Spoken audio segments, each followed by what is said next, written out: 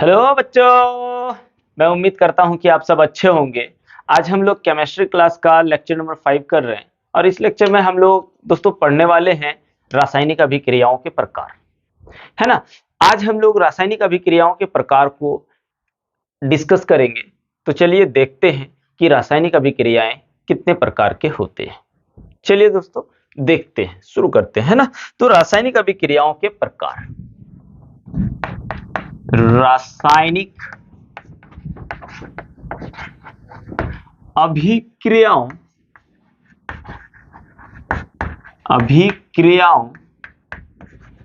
के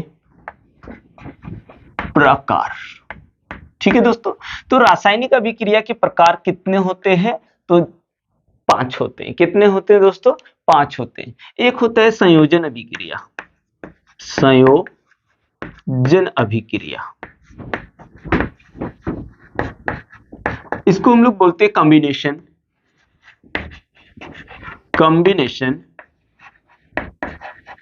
रिएक्शन, है ना, कॉम्बिनेशन रिएक्शन। दूसरा जो होता है भाई लोग, वो होता है वियोजन अभिक्रिया, वियोजन अभिक्रिया, है ना। वियोजन अभिक्रिया हम लोग इसको बोलते हैं डिकम्पोजिशन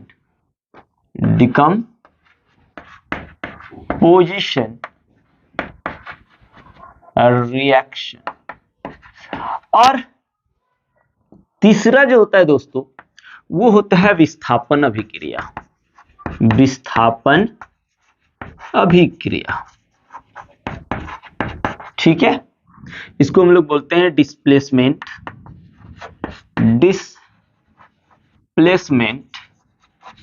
रिएक्शन। और चौथा जो होता है दोस्तों, वो होता है आपका द्विविस्थापन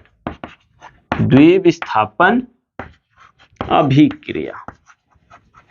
क्या होता है? द्विविस्थापन अभिक्रिया, जिसको हम लोग बोलते हैं डबल डिस्प्लेसमेंट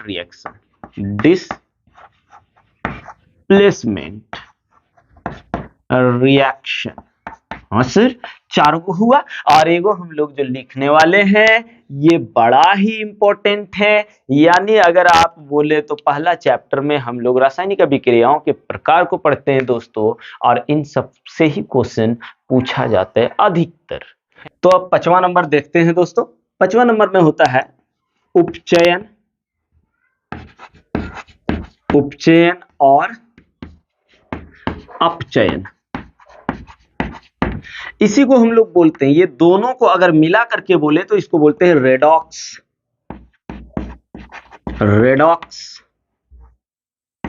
अभिक्रिया,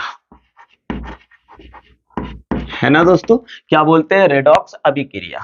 उपचयन को बोलते हैं ऑक्सीडेशन, इंग्लिश में ऑक्सीडेशन। और आपका अपचयन को बोलते हैं रिडक्शन। और इन दोनों को अगर मिला करके बोलें तो इसको बोलते हैं रेडॉक्स रिएक्शन, है ना। तो अब हम लोग क्या करेंगे भाइयों? अब हम लोग सबसे पहले संयोजन अभिक्रिया को डिस्कस करते हैं, संयोजन अभिक्रिया को अच्छे से समझने की कोशिश करते हैं। तो आइए पहले हम लोग एक काम करते हैं, संयोजन अभिक्रिया को डिफाइन करते हैं। यह संयोजन अभिक्रिया से ही मतलब समझ में आ रहा है, संयोग करना, जुड़ जाना। संयोजन का मतलब क्या होता है? जुड़ जाना, है ना। और जुड़ करके कोई नया पदार्थ बना देना, है ना दोस्तों। तो यहां पे हम लोग देखते हैं संयोजन अभिक्रिया।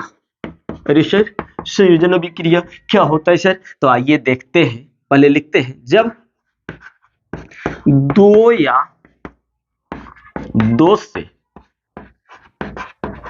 अधिक अभिकारक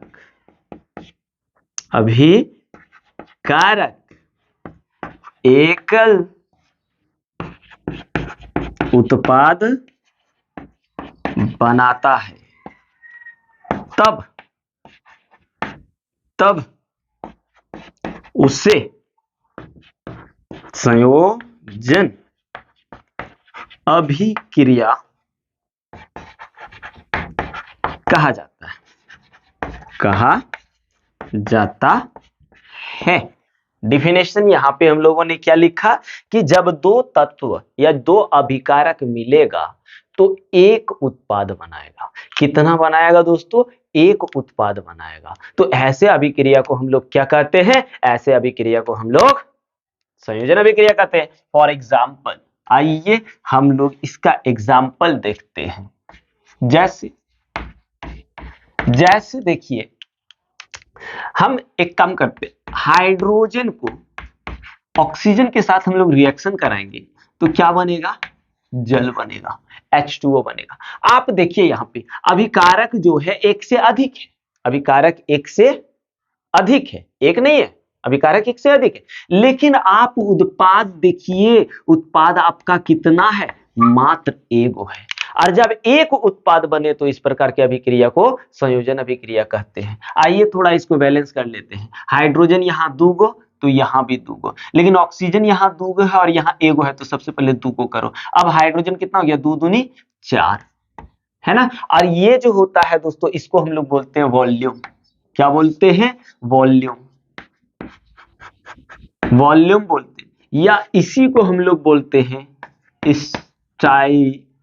स्टाइकियो मेट्री कॉफिशिएंट,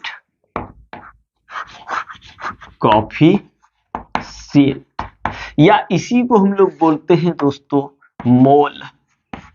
क्या बोलते हैं? मोल, है ना। तो इस चीज से घबराना नहीं, ये चार, ये दो, ये सब चीज क्या बोलते हैं? इसको वॉल्यूम भी बोल सकते हैं, आयतन, या फिर इसको स्टैक्योमेट्रिक गुणांक बोल सकते हैं, या फिर इसी को मोल बोलते हैं। यहाँ कितने मोल ऑफ वाटर है? यानी 2 मोल जल है। यहाँ H2 कितना मोल है दोस्तों?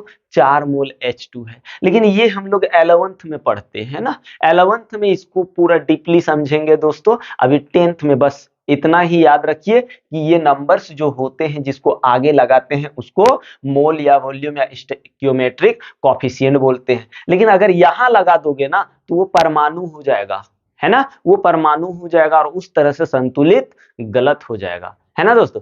अब दूसरा एग्जाम्पल देख लेते हैं। दूसरा एग्जाम्पल अगर देखें दोस्तों, तो कार्बन को अगर ऑक्सीजन के साथ रिएक्शन कराऊं तो CO2 बनता है। आप यहां देखिए कि यहां भी अभिकारक एक से अधिक है, लेकिन उत्पाद आपका मात्र एक है। और जितने सारे रिएक्शन में, जितने सारे अभिक्रियाओं में उत्पाद एक बने, याद रखना वो संयोजन अभिक्रिया कहलाएगा। और एक एग्जाम्पल लेते हैं दोस्तों। आइए, एग्जाम्पल ही इसमें मेन है। एग्जाम्पल अगर याद हो, एग्जाम्पल समझ गए तो डिफिनेशन अपने आप याद हो जाएगा, है ना। और एक एग्जाम्पल लेते हैं दोस्तों, ये CaO को अगर हम लोग H2O के साथ रिएक्शन कराएं तो ये क्या बन जाएगा? ये बन जाएगा CaOH होल ट्वाइस।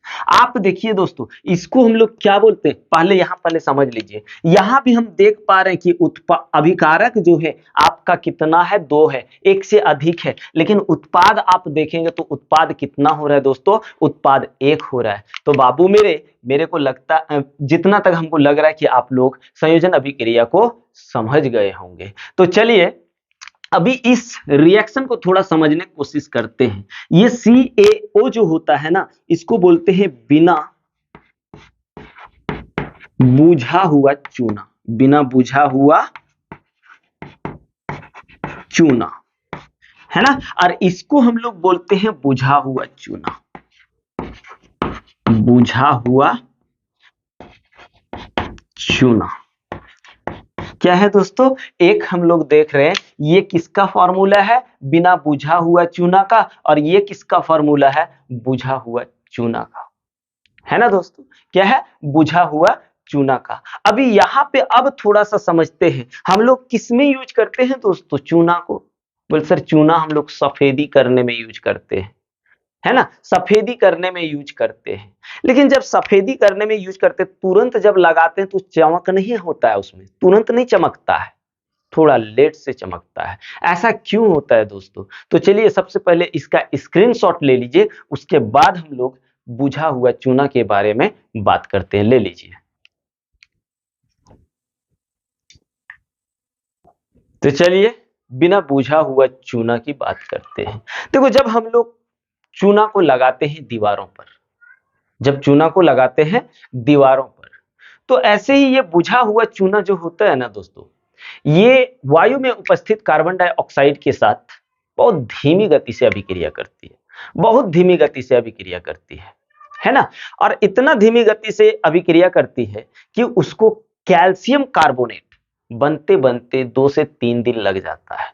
और कैल्शियम कार्बोनेट जैसे ही बनता है दीवारों में चमक ला देता है। जैसे आइए देख लीजिए, जैसे ये बुझा हुआ चूना है CaOH होल ट्वाइस, ये वायु में उपस्थित कार्बन डाइऑक्साइड के साथ, जैसे मान लीजिए ये दीवार है, हमने चूना लगा दिया, चूना लगाया, चूना लगाने के बाद मान लीजिए हवा तो आएगा ना, और हवा के साथ कार्बन डाइऑक्साइड भी आएगा, और कार्बन डाइऑक्साइड आएगा तो ये एक दूसरे के साथ अभिक्रिया करेगा, एक दूसरे के साथ अभिक्रिया करेगा, लेकिन ये बहुत धीमा अभिक्रिया होता है। ये अभिक्रिया होने में 2 से 3 दिन लग जाता है, तब जाके दीवार में कैल्शियम कार्बोनेट का, देखिए किसका, कैल्शियम कार्बोनेट का, दीवार में किसका दोस्तों, कैल्शियम कार्बोनेट का परत जम जाता है ना, परत बन जाता है। और जो चमकता दीवालों में ना, वही परत किसका होता है, कैल्शियम कार्बोनेट का। और यहां पे एक रोचक बात ये भी है कि ये किसका फार्मूला है, संगमरमर का, जिसको हम लोग मार्बल बोलते हैं। ये किसका फार्मूला है दोस्तों, संगमरमर, संगमरमर जिसको मार्बल भी बोलते हैं ना, मार्बल, यानी मार्बल का फार्मूला अगर देखें तो संगमरमर। और जिस चीज से हम लिख रहे हैं दोस्तों चौक, तो ये याद रखना चौक का भी फार्मूला है, किसका, चौक का। तो चौक का भी फार्मूला क्या होता है, कैल्शियम कार्बोनेट, और मार्बल का भी क्या फार्मूला होता है, कैल्शियम कार्बोनेट, है ना। तो यहां तक तो समझ में आ गया होगा। और बहुत ऐसे बच्चे जो होते हैं अपनी जिंदगी को बर्बाद करने में तुले हुए हैं। दोस्तों, ये जिंदगी बड़ा इंपॉर्टेंट है। ये जिंदगी जो होता है ना दोस्तों, साइंस की तरह होता है। जितना एक्सपेरिमेंट करोगे उतना अच्छा रिजल्ट मिलेगा। और याद रखना दोस्तों, ये बाबू सोना के फेरा में इस जिंदगी को बर्बाद मत करो। अगर आपके पास कल पैसा ना हो तो वही बाबू सोना आपको छोड़ के चली जाएगी। इसलिए दोस्तों, कैरियर पहले बना लो, उसके बाद देखो बाबू सोना रोज रोज आएगी, आपसे कहेगी उसका गार्जियन आकर के कि बेटा तुम मेरा दामाद बन जाओ। इसलिए पहले कैरियर बनाओ, पहले पैसा कमाओ। क्योंकि दोस्तों, लड़का का जन्म लिए हो, पैसा नहीं तो कुछ नहीं, ठीक है ना। इसलिए चलिए अभी हम लोग करते हैं शुरू। आइए दोस्तों, अब हम लोग एक यहीं पे एक रिएक्शन को पढ़ते हैं, एक रिएक्शन को पढ़ते हैं, और वो रिएक्शन है ऊष्माक्षेपी अभिक्रिया। ऊष्माक्षेपी अभिक्रिया, सर ये क्या है ऊष्माक्षेपी अभिक्रिया? तो यहां से एक चीज समझ में आ रहा है दोस्तों, यानी जो अभिक्रिया में, जिस अभिक्रिया में ऊष्मा प्रदान हो जाए, अभी उत्पाद के साथ साथ ऊष्मा भी मिल जाए, तो उस प्रकार की अभिक्रिया को हम लोग क्या कहते हैं, ऊष्माक्षेपी अभिक्रिया कहते हैं। लिखते हैं, जिन अभिक्रियाओं में उत्पाद के साथ साथ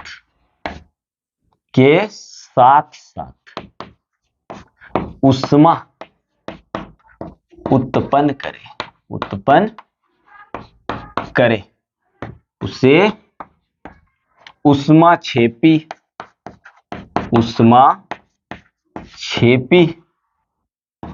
अभिक्रिया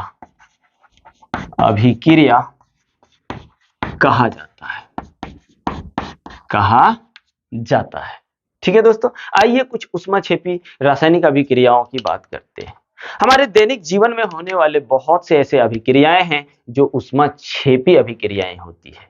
जैसे एलपीजी का जलाना, एलपीजी गैस समझते हो ना, तो एलपीजी गैस का जलना, लकड़ियों का जलना, ये सब किसका उदाहरण है दोस्तों, ये सब ऊष्माक्षेपी अभिक्रिया का उदाहरण है।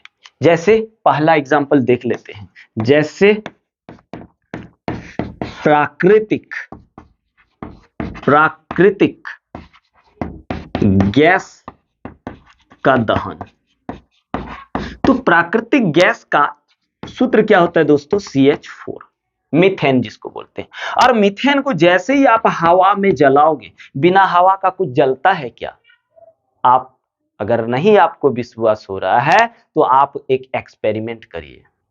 आप क्या करिए, आप सबसे पहले एक कांच का घर बनाइए, कहीं से हवा नहीं आना चाहिए, और वहां पे किसी तरह से आग जला करके बंद कर दीजिए। ठीक है, आग जला करके बंद कर दीजिए। देखिए वो धीरे धीरे अपने आप बुझ जाएगा। कारण क्या है? कारण ये है दोस्तों कि उसमें ऑक्सीजन पास नहीं हो पा रहा है, यानी बिना हवा के आग लग ही नहीं सकता है ना। इसलिए जब मीथेन को ऑक्सीजन के साथ जलाया जाता है दोस्तों, तो आपको क्या मिलता है? कार्बन डाइऑक्साइड, और साथ में जल मिलता है। साथ में क्या मिलता है? जल मिलता है। और इस प्रकार के अभिक्रिया को ही हम लोग क्या बोलते हैं? ऊष्माक्षेपी अभिक्रिया। तो आप बोलिए कार्बन डाइऑक्साइड और जल के साथ साथ में क्या ऊष्मा नहीं मिलता है? बोले हाँ सर, ऊष्मा मिलता है।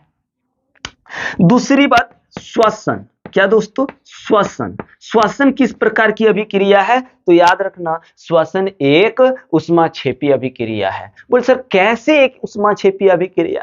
देखिए दोस्तों, जब हम लोग भोजन लेते हैं तो भोजन आमाशय, आमाशय के बाद अग्नाशय में जाता है, और अग्नाशय में जाता है। उसके बाद हम लोग क्या करते हैं? ऑक्सीजन को लेते हैं। ऑक्सीजन को लेते हैं तो अग्नाशय में क्या होता है? भोजन कार्बोहाइड्रेट में चेंज हो जाता है, और कार्बोहाइड्रेट किस में चेंज हो जाता है? ग्लूकोज में। अभी ग्लूकोज में चेंज हुआ, अभी एनर्जी मिला नहीं है।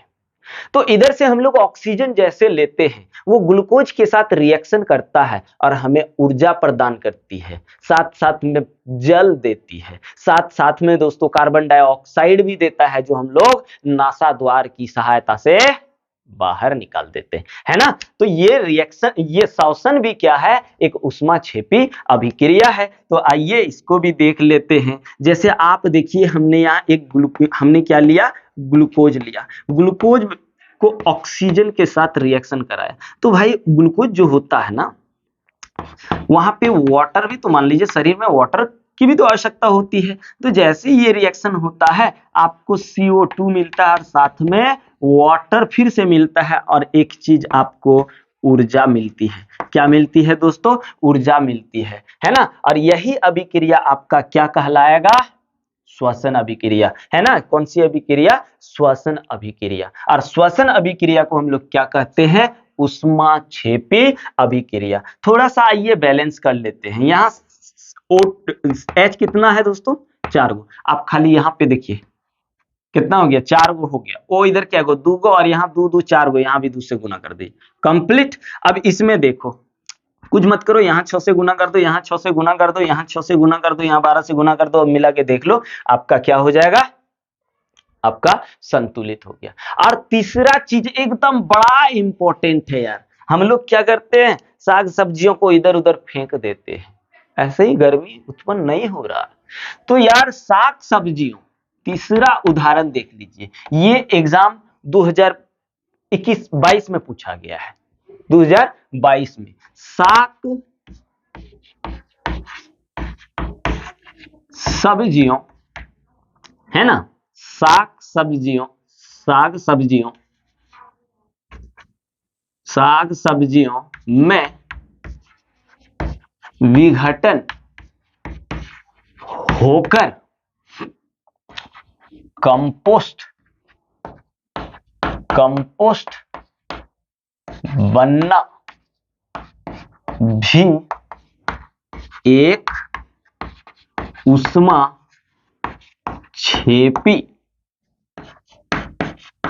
रासायनिक अभिक्रिया है, अभिक्रिया है। और यहां तक हम लोगों ने देख लिया। अब हम लोग चलते हैं वियोजन अभिक्रिया को देखते हैं, और वियोजन अभिक्रिया को अच्छा से डिस्कस करेंगे। और एक बात आप लोगों को बोल दे रहे दोस्तों, सिंह बनो, सिंहासन की चिंता छोड़ दो। जिस दिन सिंह बन जाओगे, उस दिन सिंहासन आपके पीछे आएगा, याद रखना। इसलिए पहले लायन बनो, उसके बाद सिंहासन अपने आप हासिल होगा। तो चलिए इसका स्क्रीनशॉट ले लीजिए। अब हम लोग करेंगे दोस्तों वियोजन अभिक्रिया। वियोजन अभिक्रिया, वियोजन अभिक्रिया से ही हम लोगों को समझ में आ रहा है कि इसका मतलब होता है टूटना। वियोजन का मतलब टूटना। तो लिखेंगे जब एक अभिकारक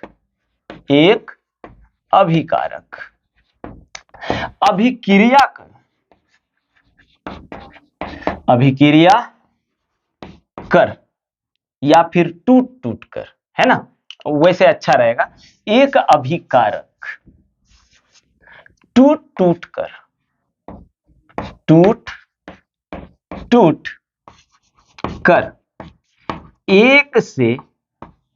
एक से अधिक उत्पाद बनाता हो उसे वियोजन अभिक्रिया कहा जाता है। वियोजन अभिक्रिया कहा जाता है।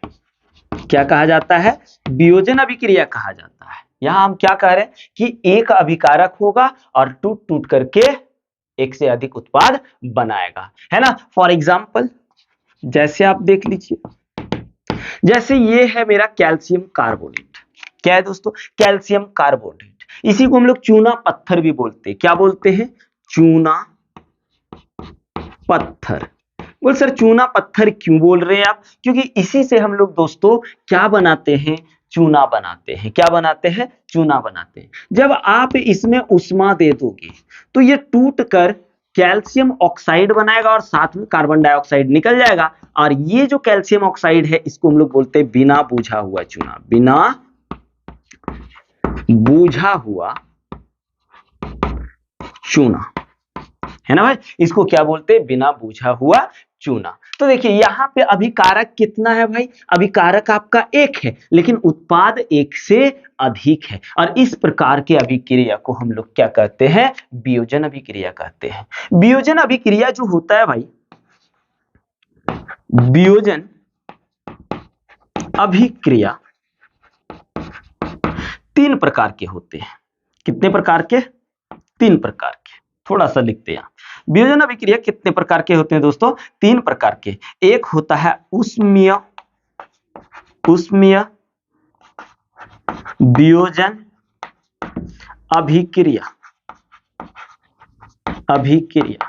दूसरा जो होता है वो होता है आपका विद्युत वियोजन अभिक्रिया। और तीसरा जो आपका होता है वो होता है प्रकाशीय वियोजन अभिक्रिया, है ना भाई। चलिए दीदी लोग भी, तो यहाँ पे अब हम लोग क्या करेंगे?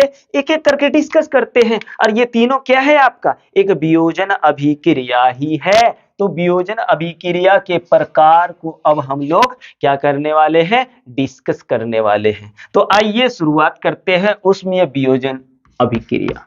डिफिनेशन के साथ करा देते हैं दोस्तों। हो सकता है डिफिनेशन पूछ दे 1 नंबर का या 2 नंबर में ही पूछ दे, तो अगर डिफिनेशन नहीं लिखाएंगे तो फिर एग्जाम में कैसे लिखोगे, है ना। और तो चलिए यहां देखते हैं उष्मीय वियोजन अभिक्रिया, है ना। तो लिखते हैं इसको। वह वियोजन अभिक्रिया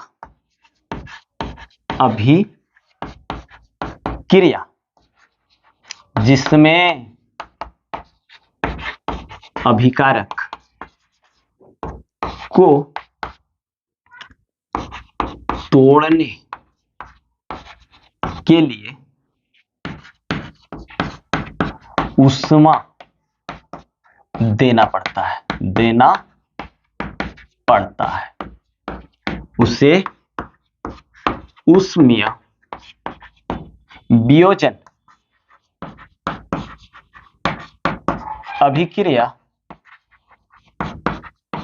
कहा जाता है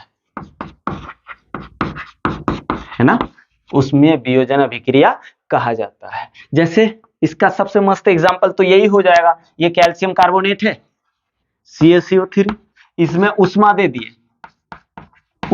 दिए, तो ये किसमें बन गया CaO प्लस CO2 में, कार्बन डाइऑक्साइड और कैल्शियम ऑक्साइड में टूट गया ना। तो ये किस प्रकार की अभिक्रिया है, एक उष्म वियोजन अभिक्रिया है। दूसरा नंबर क्या है दोस्तों, दूसरा नंबर आपका विद्युत वियोजन अभिक्रिया है, विद्युत वियोजन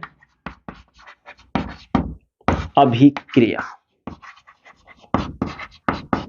तो लिखते हैं वह वियोजन अभिक्रिया जिसमें अभिकारक को तोड़ने के लिए विद्युत धारा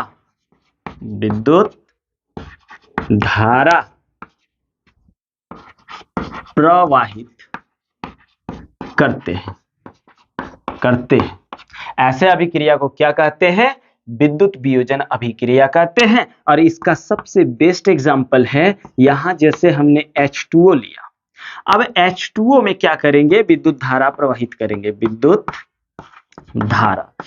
धारा जैसे ही प्रवाहित करोगे दोस्तों, तो पानी को तोड़ करके हाइड्रोजन गैस और ऑक्सीजन गैस में अलग कर दिया जाता है। अब यहां मिला लेते हैं, यहां ऑक्सीजन हाइड्रोजन दूगो तो हाइड्रोजन दूगो, लेकिन ऑक्सीजन क्या है दोस्तों, यहां एगो और यहां दूगो, इसका मतलब 2 ऑक्सीजन करना है, 2 ऑक्सीजन कर दिए, ठीक है ना। अब हाइड्रोजन कितना हो गया, 2 और 2 4, मतलब यहां भी 2 से गुना, और यहां पे हम लोगों का हो जाता है विद्युत वियोजन अभिक्रिया। अब एक टॉपिक बचा है दोस्तों, ये उसके बाद हम लोग आगे करेंगे, लेकिन इससे पहले आप लोग एक काम करिए, स्क्रीनशॉट ले लीजिए।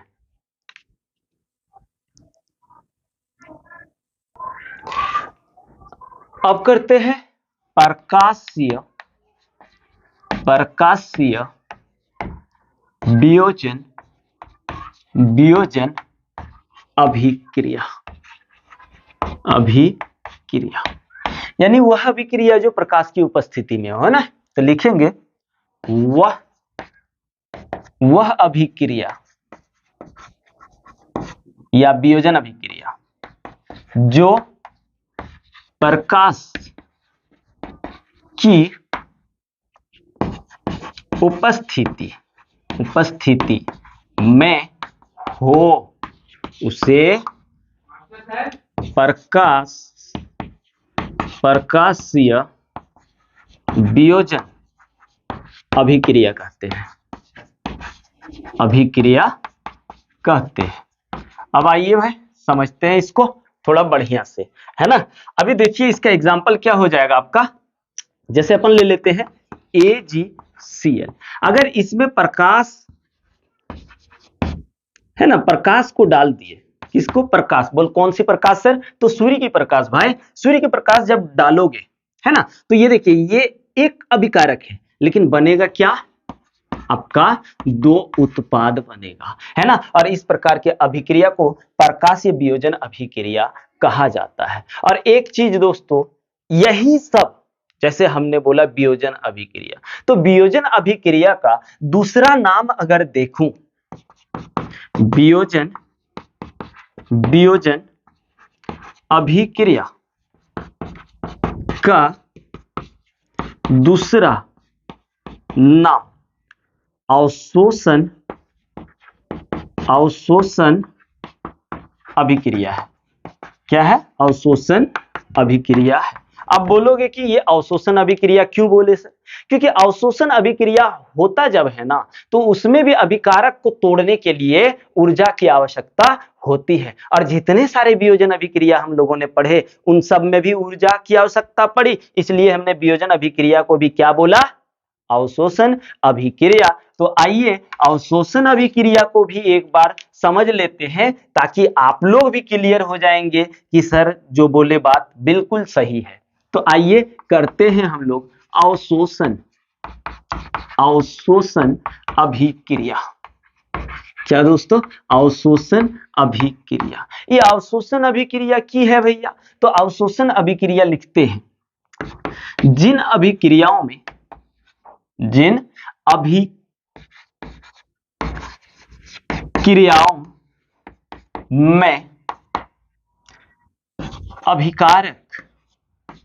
अभिकारक को तोड़ने में ऊर्जा की आवश्यकता होती है।